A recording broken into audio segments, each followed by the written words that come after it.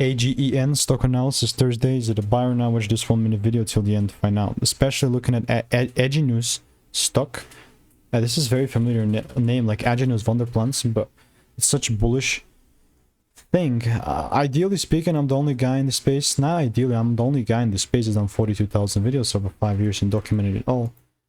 But like ideally speaking, this should be like a long side, right? Yes, of course. Should.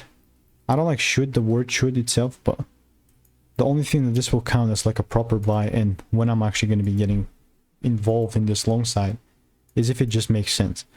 So lower time frame, what do I mean by that? Then these can be our targets. This can be our demand zone. And as long as the price is decent enough for you to pull down and give me a shift, then there's nothing stopping me from just doubling down and buying more here. You know what I mean? So that's AGEN. If you want to learn all that sauce, click the first link in the description and get that absolutely risk-free. 400 people have tried it to get to those 5-10K months.